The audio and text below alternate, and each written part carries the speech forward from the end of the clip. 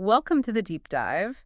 Today, we're strapping on our virtual walking shoes, I guess you could say. Huh? Right under the desk we go. Exactly.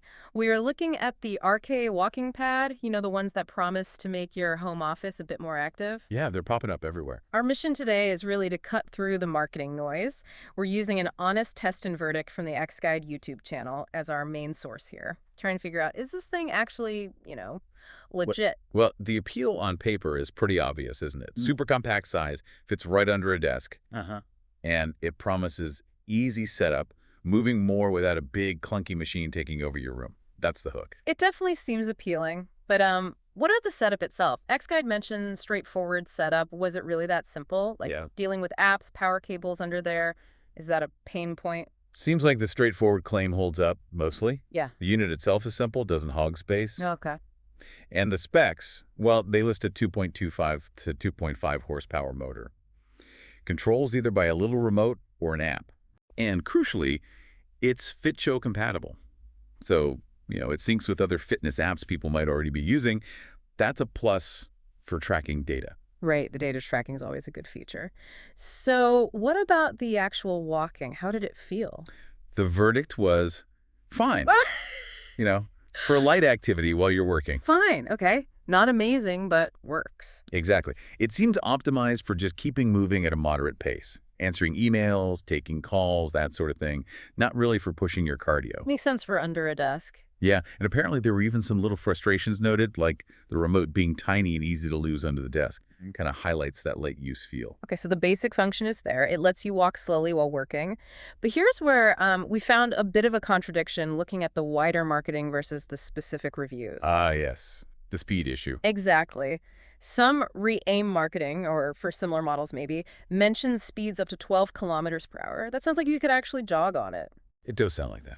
But digging into specific reviews and what's actually listed for sale, especially common UK stock like X-Guide looked at. Yeah. The max speed often seems to cap out at just 6 kilometers. 6?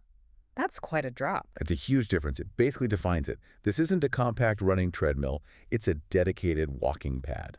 Full stop. So if you bought it thinking you could get a quick jog in, You'd be pretty disappointed. Yeah. That expectation mismatch is key. And that limited speed, that must tie into the durability concerns people sometimes raise, right? What happens if you do try to push it, even at 6 kilometers, but for long periods? Well, you're likely looking at motor strain, that smaller motor in that compact frame. It's just not designed for prolonged heavy use. No cooling like a big treadmill. Exactly. Doesn't have the ventilation or just the sheer surface area. So push it too hard, too often, and you risk overheating, maybe even early breakdown. These aren't heavy-duty machines. Okay, so performance is limited, pushing it risks damage. That brings us back to the main question for you, the listener. Is this RKA pad some kind of scam, or is it a genuine tool? What's the verdict? It's definitely not a scam. It seems to be a real product that does what a compact walking pad is supposed to do. Which is light under-desk movement. Precisely. The issue isn't usually the product itself being fake. It's more about mismatched expectations. People see treadmill and think running, high intensity. Which this isn't built for. So the crucial takeaway here for anyone listening and thinking about one. Check the specs carefully. Look for the maximum speed listed for the specific model you're considering, not just general marketing claims. That number tells you its real purpose. Right. That 6 kilometer versus 12 kilometer area difference is everything. It defines whether it meets your needs. Absolutely. Knowing the specs, knowing the limitations, light use, not heavy duty. Okay, so we've got a clearer picture now.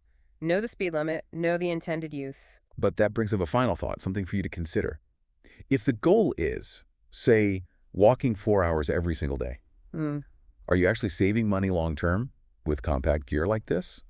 Or are you just potentially buying yourself an early motor replacement down the line because you're exceeding its intended limits day after day? What's that hidden cost? That's maybe something to chew on.